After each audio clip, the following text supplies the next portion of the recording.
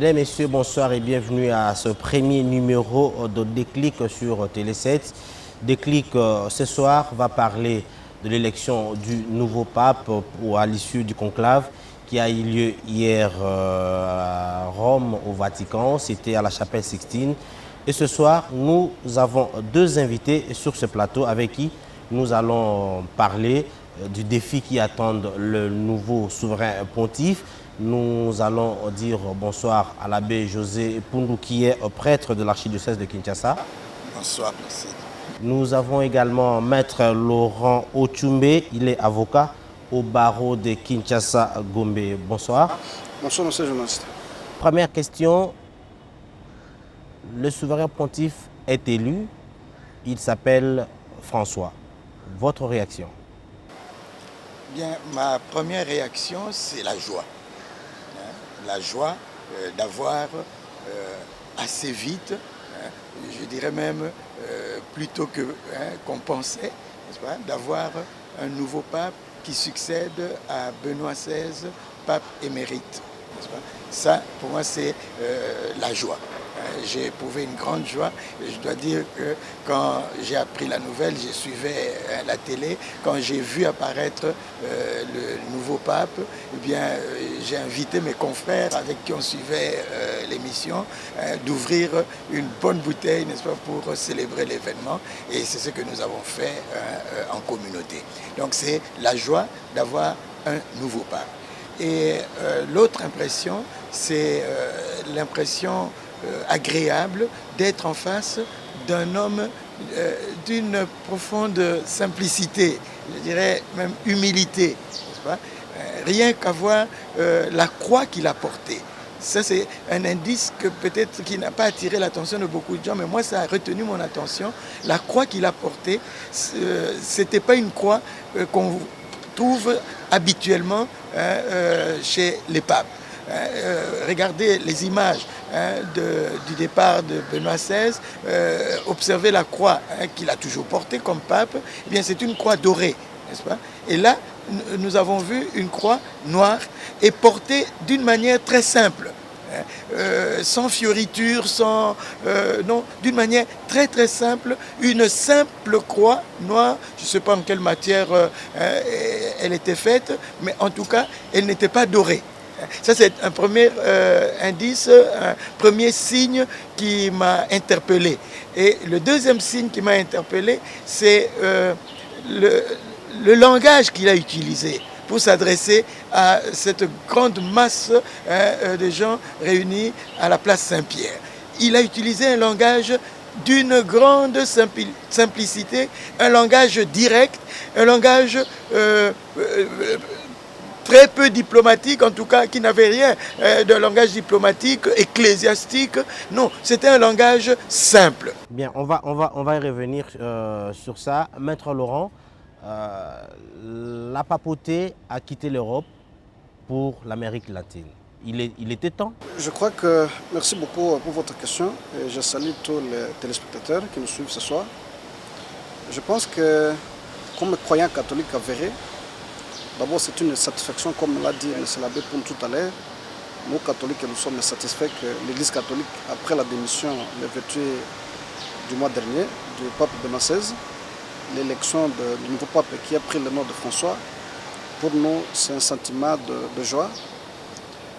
Mais vous avez posé la question de savoir si c'est un sentiment de joie qui m'anime ce soir parce que la papauté a quitté l'Europe. Je crois que depuis des siècles, depuis des décennies, l'Église catholique se veut une Église universelle. Et en ce titre, je crois qu'il était temps, n'est-ce pas, de pouvoir avoir le chef de file de l'Église catholique qui provient non seulement d'un continent européen, mais également d'un autre continent. D'ailleurs, vous avez suivi avant les élections que les pronostics ou les gens qui s'intéressent à la chronique de la papauté, du Saint-Siège, étaient en train de prévisager même le scénario d'un pape africain. Donc pour nous, c'était temps qu'on ait un pape après plusieurs années qui provient d'un autre continent, le continent américain. Surtout que les statistiques démontrent à ce jour que à peu près 40% de la population catholique, n'est-ce pas, est en Amérique latine, en Amérique du Sud, Donc pour nous, c'était un sentiment de joie. Et c'est avec beaucoup de joie que nous avions accueilli la nouvelle, parce que le pape n'est pas de l'Europe, ce qui fait que ça réconforte l'hypothèse sur laquelle l'Église catholique c'est un mouvement universel. Bien, nous allons aller du côté de la régie, nous allons vous proposer 7 éléments, comment la fumée blanche s'était échappée sur la chapelle Sixtine pour annoncer l'élection du nouveau pape et des différentes réactions qu'il y a eu à la place Saint-Pierre. Juste après, nous allons revenir pour continuer notre émission.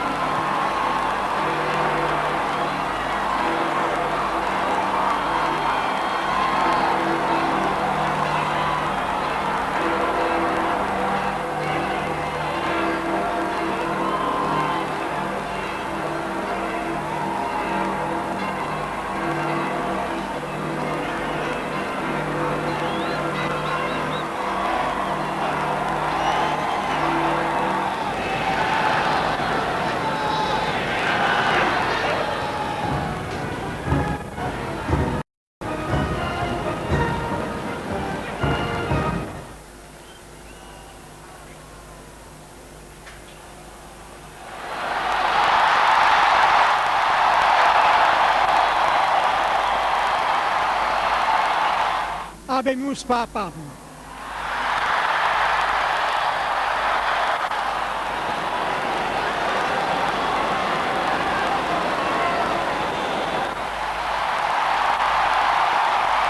L'Argentin Jorge María Bergoglio a été élu pape et prendra le nom de François Ier.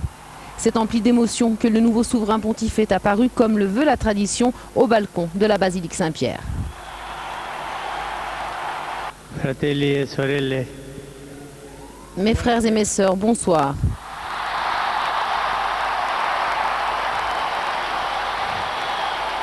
Voi sapete che Comme vous le savez, le devoir du conclave était de donner un évêque à Rome. un vescovo a Roma. Sembra che Et il semble que mes frères cardinaux sont allés le chercher au bout du monde. andati a prenderlo quasi alla fine del mondo. Ma siamo qui. Mais nous sommes ici.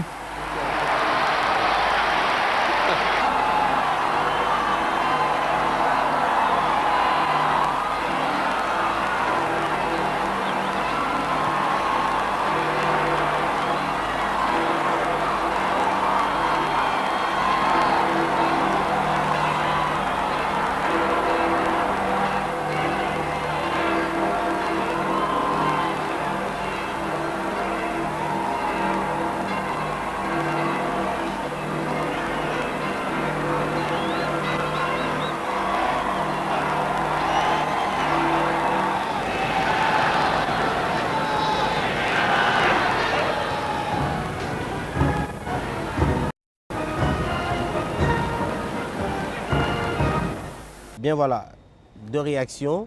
Nous avons vu à la place Saint-Pierre, il y avait très peu de gens qui étaient en liesse. Est-ce que c'est parce que le pape François a déjoué tous les pronostics? Très peu de gens étaient en liesse.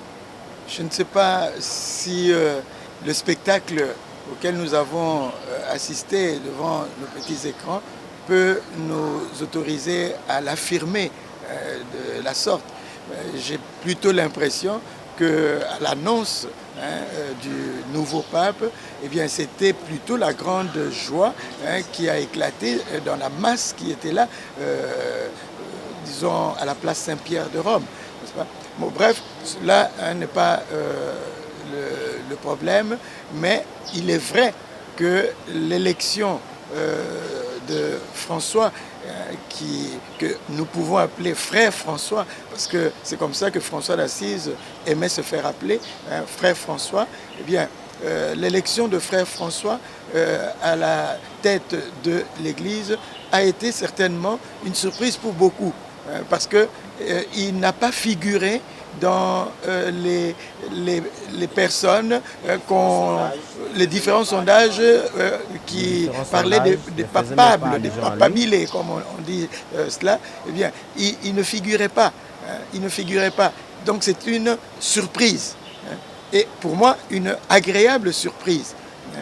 Le fait qu'il ne figurait pas, le fait qu'on n'a pas parlé de lui avant, le fait que personne n'avait pensé à lui avant, personne parmi ceux qui faisaient des pronostics, qui faisaient des sondages, hein, des projections, eh bien, personne n'a pensé à lui. Pour moi, c'est un bon signe. Ok, d'accord. Monsieur l'abbé, le pape François s'est inspiré de François d'Assise. Pourquoi a-t-il porté le choix sur François d'Assise? Bon, il est, à mon avis, il est un fait, c'est que hier, quand il a pris la parole, il n'a pas expliqué pourquoi il a pris ce nom François.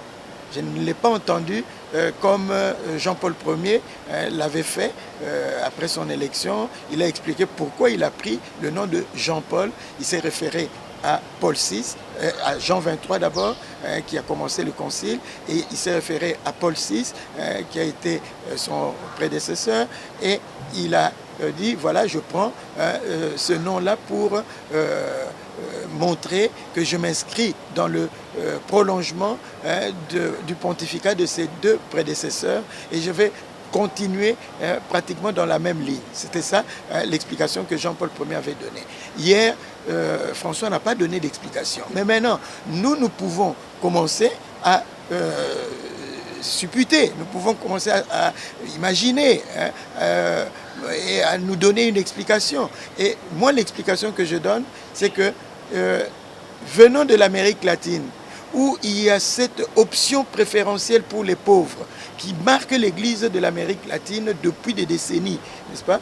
Eh bien, où il a travaillé comme un pasteur sur terrain, n'est-ce pas? Il a dû prendre position, il a dû travailler avec les plus pauvres et tout ça. Eh bien, le choix de François reflète cette option, hein, qui marque l'Église de l'Amérique latine, option préférentielle pour les pauvres. François a été, à mon avis, celui qui a marqué un tournant dans l'Église, qui a provoqué une sorte de révolution dans l'Église en optant pour une vie de pauvreté évangélique, d'une vie de pauvreté réelle, n'est-ce pas, qui tranche avec sa situation familiale, sa situation économique d'origine, qui était une situation de famille riche, de famille nantie. Il abandonne toute cette richesse familiale et au nom de l'Évangile, il marche sur le chemin de l'humilité, de la pauvreté, de la simplicité. Maître Laurent, le pape François, en optant pour ce nom de François, marque une rupture par rapport à la méthode de travail de ce prédécesseur, à votre avis? Merci encore une fois. Je pense que, avant même de répondre à votre question, vous avez posé une question tout à l'heure à l'abbé François, l'abbé José, pardon, c'est de savoir si, au moment où on a proclamé les résultats du conclave, on n'a pas vu beaucoup d'engouement dans les chefs de tous ceux qui étaient là au Vatican. Je pense que c'est aussi l'inconvénient parfois de la révolution de la modernité. Avec l'évolution médiatique, les journalistes n'ont fait qu'un grand travail dans le sens de pouvoir indiquer certains noms, parce que vous savez que tout se passe au Vatican, se passe dans la plus grande confidentialité. Et avec toutes les élections qui ont eu à précéder, on n'a jamais vu ces différents tapages médiatiques, à telle enseigne que l'opinion a déjà été préparée à un certain nombre de noms, à un certain nombre de cardinaux qui étaient pressentis devenir pape. Et parmi ces noms-là, en aucune fois, nous tous qui nous intéressions, on a cité le nom de l'élu d'hier soir. Donc, c'est ce qui fait que ça a déjoué à toutes les attentes. Et effectivement, ça ne devait que surprendre les gens. Il n'y avait pas d'inquiétude, mais ce sentiment-là de perplexité, dans le sens qu'on prononce ces noms qui n'étaient pas entendus, ça devait justement faire observer qu'il y avait peu d'euphorie. Est-ce que le pape, en optant le nom de François, a marqué une rupture? Je pense que nous avions tous suivi vos collègues journalistes et les spécialistes même de l'Église catholique qui s'y sont intéressés au passé du pape. Et il semble qu'avant même qu'il ne soit élu hier pape, c'est quelqu'un qui mène une vie naturellement modeste. Il aurait renoncé à des appartements de luxe pour aller habiter quelque part. Il ne veut pas se promener à des véhicules de luxe. Il préfère prendre son train, il préfère prendre son bus. Donc déjà lui-même incarne l'humilité. Déjà lui-même par rapport à sa vie, au regard de ses occupations ou son rang professionnel au sein de l'Église, je crois qu'il marque lui-même une rupture. Et en ce qu'on liait, par rapport même aux mots qu'il a eu à prononcer hier, vous sentez dans lui une volonté de pouvoir se consacrer vraiment aux défis qui confrontent l'Église aujourd'hui.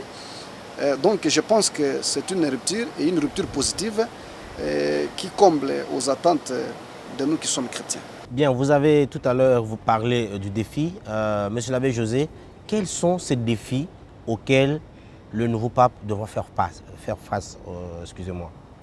Mais, à mon avis, le premier et grand défi, et je dirais même le défi principal, n'est-ce pas, auquel le pape va devoir se confronter, c'est le défi de l'empire financier, le défi de l'argent, du dieu argent qui dirige le monde d'aujourd'hui, le défi du matérialisme, le défi du capitalisme libéral, le défi de ce qu'on appelle aujourd'hui de la mondialisation. En fait, la mondialisation, c'est tout simplement la mondialisation du capital, la mondialisation du libéralisme. Mais monsieur José, vous savez que l'évangile ne peut pas marcher sans argent.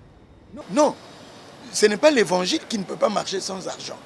C'est peut-être le travail d'évangélisation qui demande des moyens.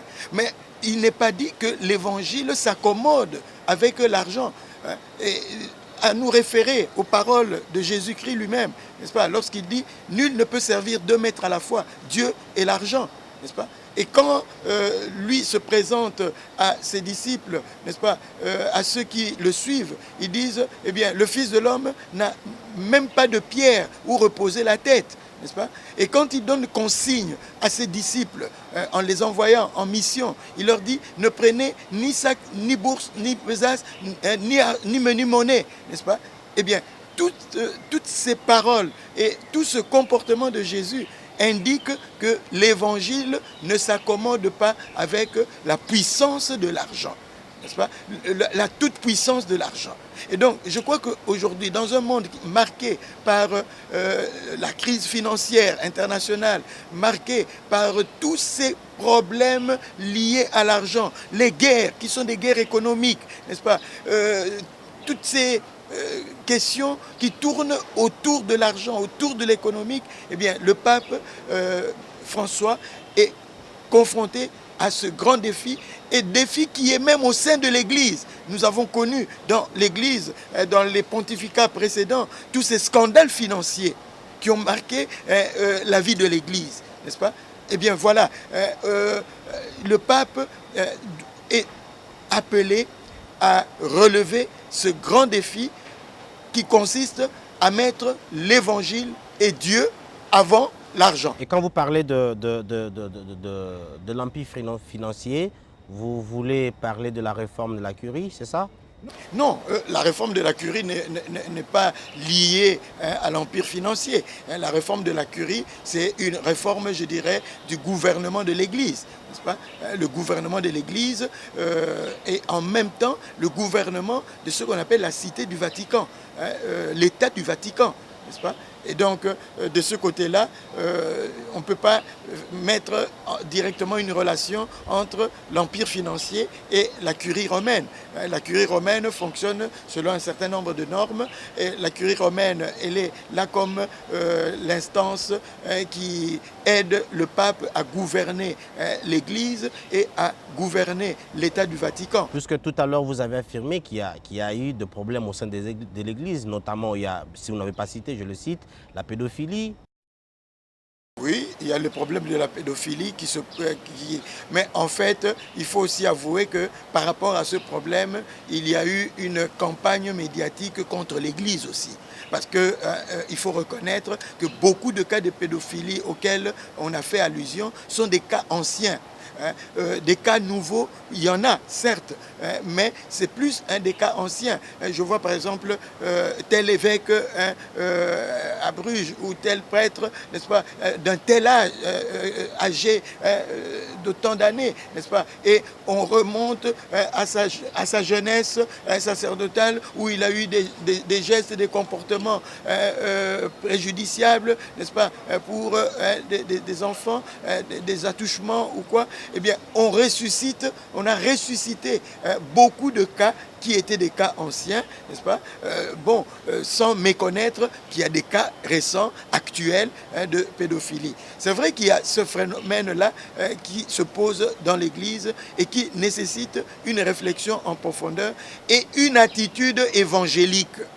Je crois qu'on a voulu monter en épingle cette histoire en mettant de côté ce qui peut être l'attitude évangélique du pape vis-à-vis des prêtres qui sont pris en flagrant délit de pédophilie, n'est-ce pas? Eh bien, une attitude évangélique qui consiste d'abord à les écouter, qui consiste à les comprendre et qui consiste à les aider.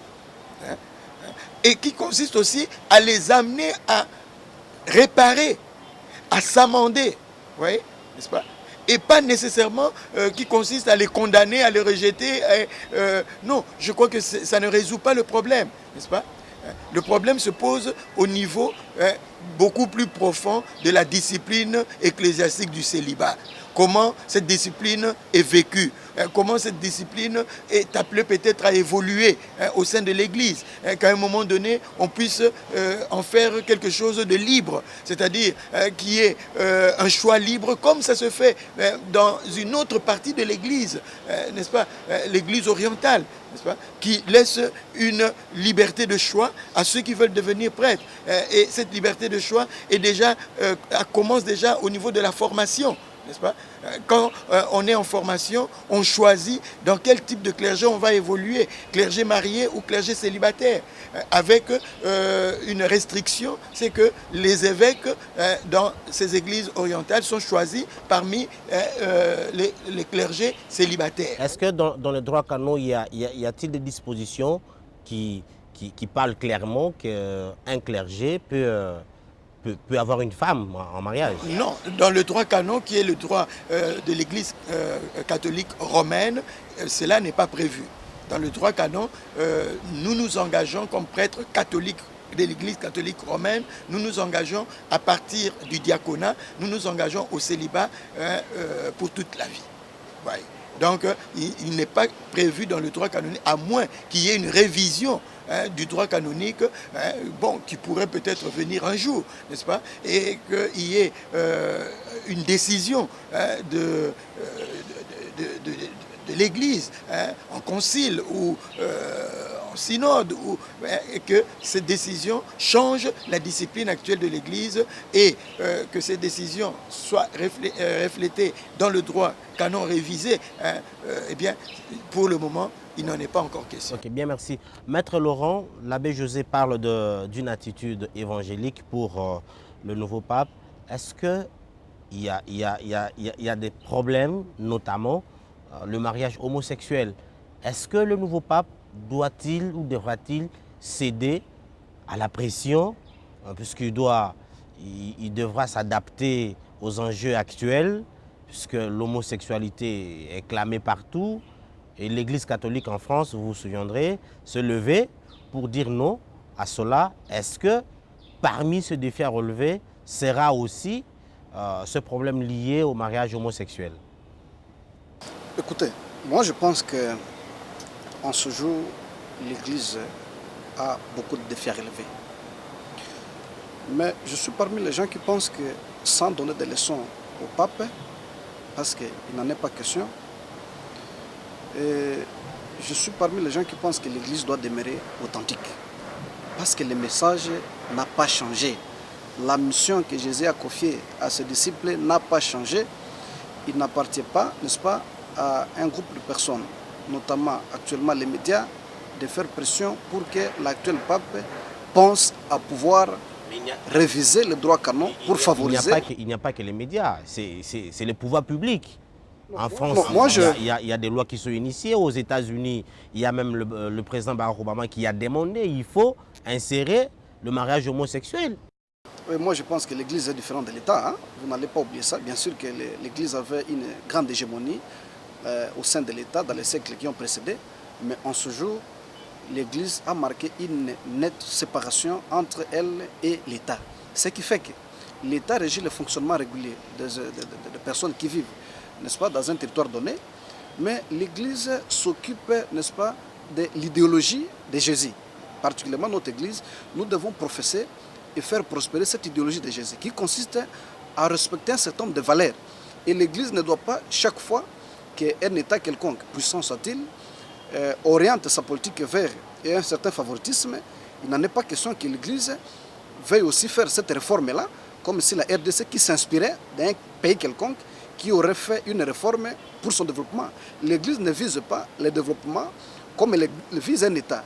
L'Église vise à sauver les âmes, n'est-ce pas, par le respect des principes de Dieu. Alors, ces valeurs traditionnelles, ces valeurs authentiques, moi je pense que je suis parmi les gens, même si au sein de l'Église catholique, il y a des réformismes. Il y a des gens aujourd'hui qui publiquement font savoir leur volonté de pouvoir évoluer sur un certain nombre de questions. Au-delà de la question de la pédophilie, l'Église n'est pas seulement confrontée à cette question-là. Vous savez que dans les siècles qui ont précédé, l'Église catholique comptait jusqu'à 40% des habitants de cette terre qui étaient membres de l'Église catholique. Aujourd'hui, les estimations vont dans le sens de 1,2 milliard d'habitants de notre planète qui sont catholiques. Mais l'Église doit continuer à évangéliser parce que ce genre de questions qui sont, si je m'apprends beaucoup aux médias, c'est parce que les médias ont fait un problème sérieux, comme si les humains devraient être parfaits, particulièrement les prêtres catholiques. Alors, quand chaque humain pose un tort, notamment dans d'autres églises, il n'en est pas question de pouvoir faire beaucoup de tapage. Mais quand il y a un point qui concerne un prêtre catholique, quand il y a un point qui concerne un cardinal, on n'a pas dit qu'un cardinal c'est un saint, on n'a pas dit qu'un prêtre catholique c'est saint, il est faillible. Ce n'est pas que quand il y a une faute qui est commise au sein de l'église qu'on doit faire un tapage médiatique universel. Ce qui fait que beaucoup de gens sont découragés avec l'émergence, n'est-ce pas, de beaucoup d'églises de réveil dans les milieux notamment africains et américains. Je pense que l'Église doit continuer avec sa principale mission, celle qui consiste à évangéliser et à chercher les voies et sorties pour résoudre ces problèmes de pédophilie qui a touché. Ce sont des rares cas, hein, ça n'a rien à voir avec la généralisation abusive, mais également il y a une question fondamentale, celle de la persécution, vous l'aviez souligné tantôt, des milliers de catholiques qui vivent, n'est-ce pas, dans certaines parties de la terre. Dans notre pays, particulièrement la RDC, vous savez qu'il y a beaucoup de religions qui sont minoritaires. L'Église musulmane. Il n'y a pas beaucoup de membres qui sont dans notre pays, mais ces membres vivent en paix avec l'Église catholique, vivent en paix avec d'autres communautés religieuses.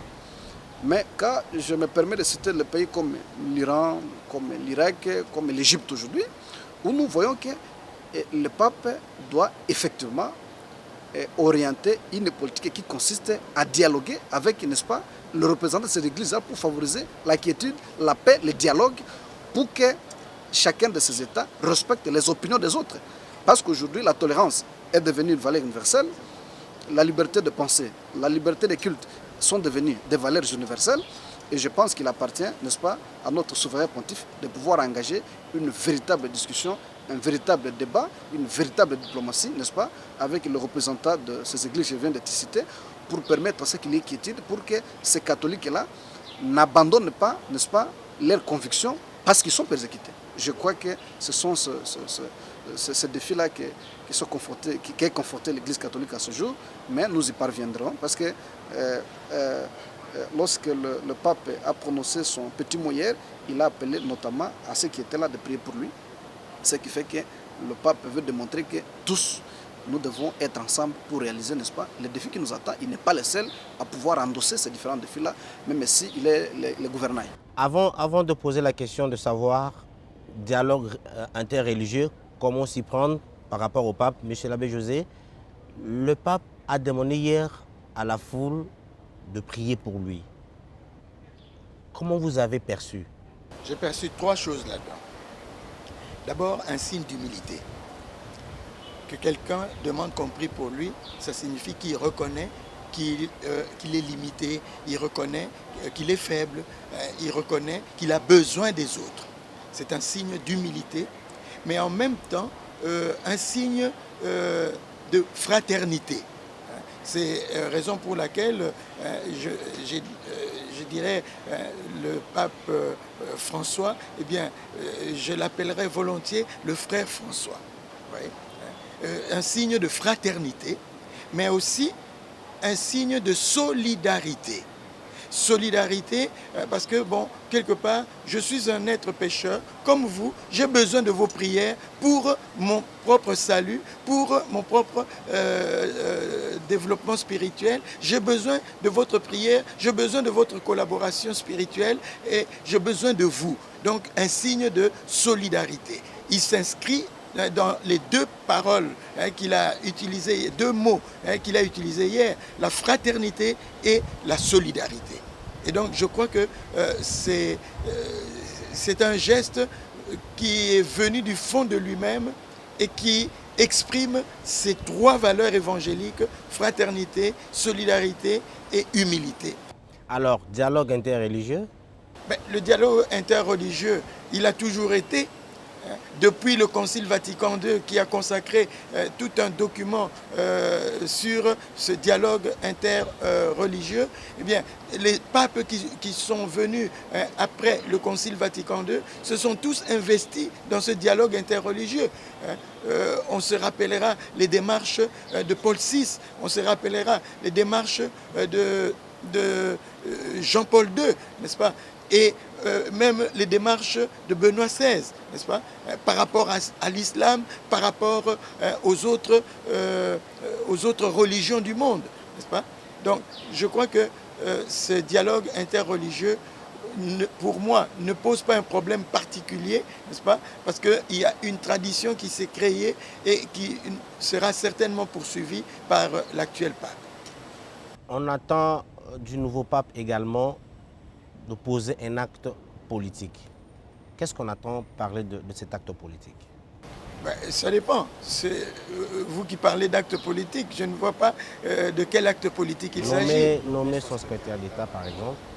Nommer son secrétaire d'État, c'est un acte qui est d'abord ecclésial, n'est-ce pas, un acte d'église, n'est-ce pas, avant d'être un acte politique au sens où le secrétaire d'État joue en quelque sorte le rôle de Premier ministre dans l'église, n'est-ce pas, dans ce qu'on appelle l'État du Vatican, n'est-ce pas, il est comme le Premier ministre, n'est-ce pas. Là, c'est vrai, c'est un acte à la fois religieux et politique. Parce que le pape a un double rôle, une double casquette. Il est à la fois chef de l'Église catholique universelle et en même temps chef de l'État du Vatican, le plus petit État du monde. C'est pourquoi on a créé l'Ordre de Malte, où on a créé des ambassadeurs qui sont appelés... Non, l'Ordre de Malte, c'est autre chose. Non. Ne faisons pas de confusion. L'Ordre de Malte et l'annonciature apostolique, ce sont 2 choses différentes. C'est quoi la différence? Mais la différence, c'est que l'annonciature apostolique, le nonce apostolique est un ambassadeur de l'État du Vatican. Un ambassadeur du pape comme chef de l'État du Vatican, n'est-ce pas? Et en même temps chef de l'Église universelle, ambassadeur du pape dans un autre État, n'est-ce pas? Là où on l'accueille, là où on accueille l'Église catholique et on accueille l'État du Vatican. Tandis que l'ordre de Malte, c'est un ordre qui existe depuis des siècles, qui a une spécificité, n'est-ce pas, et qui ne se confond pas avec la diplomatie vaticane, n'est-ce pas. L'annonciature est de l'ordre de la diplomatie vaticane. Il ne nous reste qu'à vous remercier, Maître Laurent Otchoumbe, José Mpundu. Je rappelle à nos téléspectateurs que nous recevions dans ce cadre de l'émission Déclic qui analyse le grand changement à travers le monde. Nous avons reçu Abbé José Mpundu qui est prêtre à l'archidiocèse de Kinshasa, Maître Laurent Otchoumbe, il est avocat au barreau de Kinshasa Gombe. Quant à moi, je vous dirai merci et surtout, ne quittez pas, restez en notre compagnie et on vous fixe rendez-vous prochainement pour un nouveau numéro. Bonsoir chez vous.